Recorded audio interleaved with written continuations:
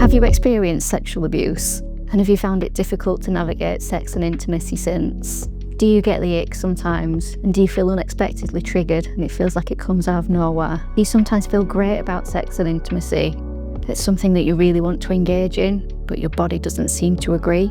Does your partner take it personally? Do they feel rejected by it? And is it difficult for you to explain exactly what's going on for you?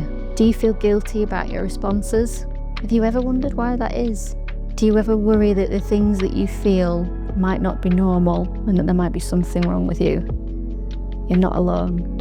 I'm Shelly. I'm a registered sex, relationship and trauma therapist. I'm using my experience from working privately and in the NHS to normalise some of the things that you might be feeling in sex and intimacy if you've experienced sexual abuse. Some of your reactions might feel unsavoury and unexpected, and some of what we talk about in this series might be uncomfortable for you to hear. I'm going to go about it and deliver it as gently and kindly as I can. In this 5-part series funded by the South Yorkshire Crime Prevention Unit, we'll be exploring some of the things that you might have feared speaking about. My hope is to normalise some of the responses that you might be feeling and to help you connect positively to your sexual self again. Some of the content that we talk about today might be triggering. I want you to take it steady. I want you to take breaks. Be mindful of who might be around you and who could be listening to this content. So today in episode 5, we are talking about how it's normal to struggle with intimacy following sexual abuse.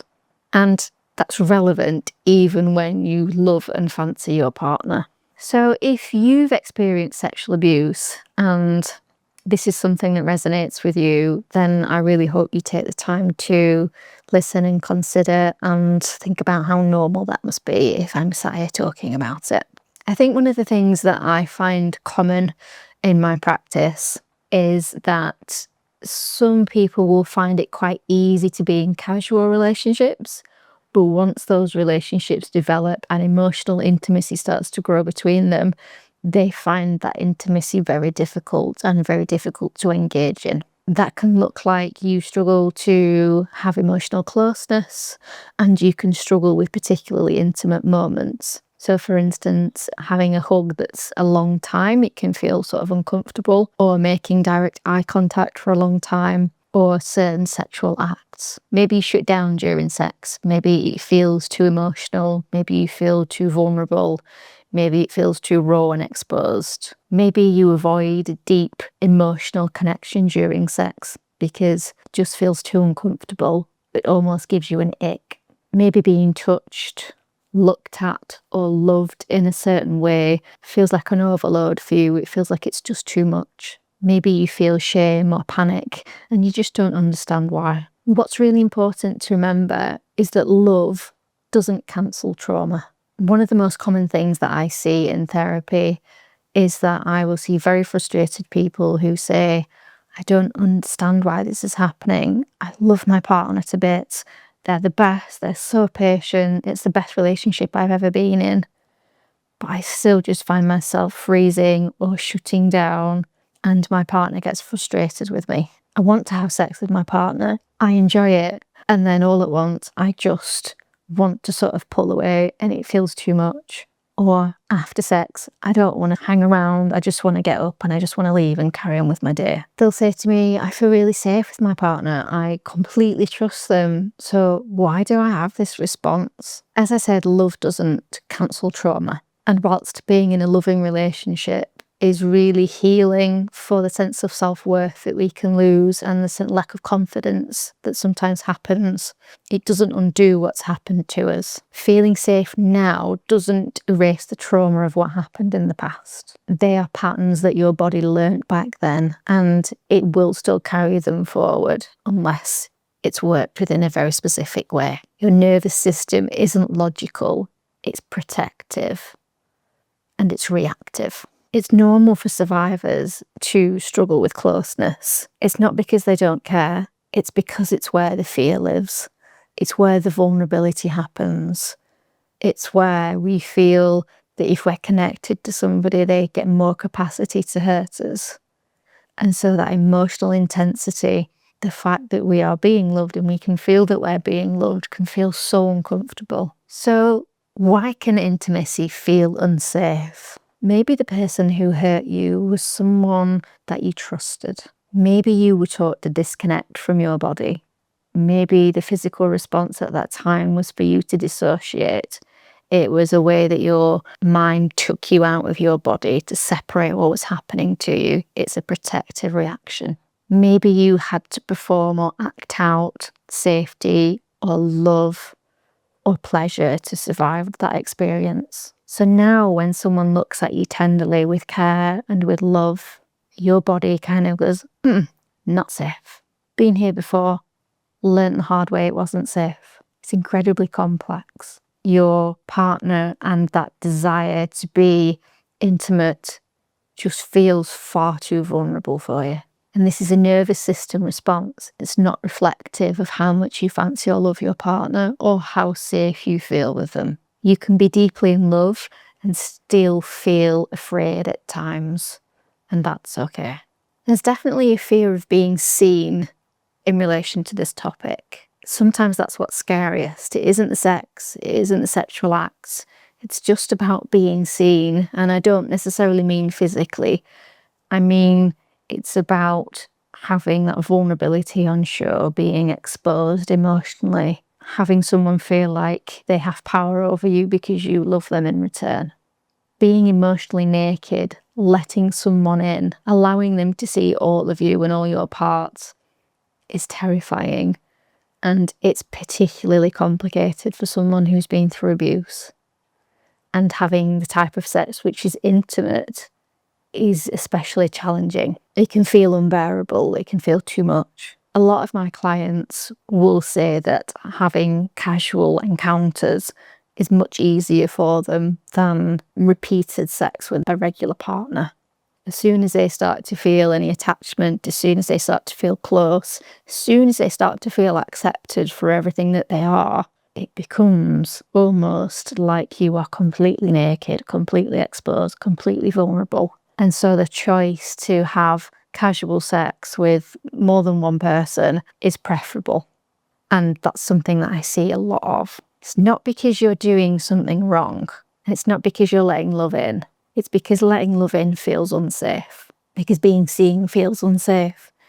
Being vulnerable feels unsafe. Your partner can feel that. They can see that reaction in you and they can internalise that and feel like they've done something wrong.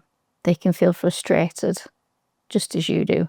It isn't because you're doing something wrong. It's because real love allows you to be seen, feeling real genuine love from another person, feeling that acceptance from another person is incredibly vulnerable, and it requires a lot of vulnerability for you to reflect that back. It requires safety, time, most of all, self-compassion, kindness for yourself and the space that you're in now and the space that you were in back then. Communicating your needs is something that can also be difficult if you haven't been given the opportunity and learnt the skill to voice what you need sexually. That can also be uncomfortable to say out loud. It's okay to need slowness. It's okay to need check-ins. It's okay to need reassurance, to have time alone, to not feel pressured, to not feel like you have to do something. It's okay to need space between emotional intimacy and physical intimacy. You might not have all the language yet, and that's okay.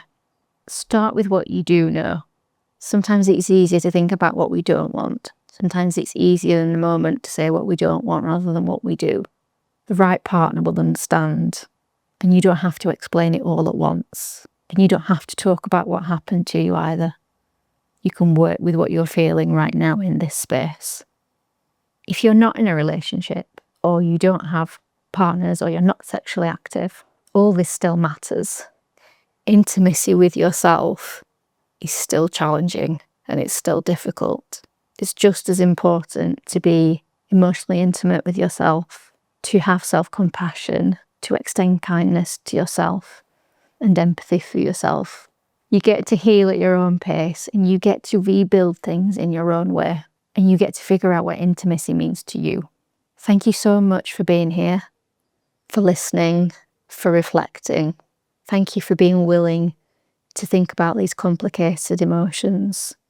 You've been incredibly brave to listen, and I'm so proud of you. You are never too much, and you are not broken. Working with a trauma-informed sex therapist can really help you understand how you feel about situations like these. If anything about this episode has been hard to hear, I encourage you to take care of yourself. Take a break, maybe take a walk, talk to someone that you feel safe with. I'm going to include some support resources below, and I invite you to do just a little brief exercise with me now just to help you settle yourself back into this space.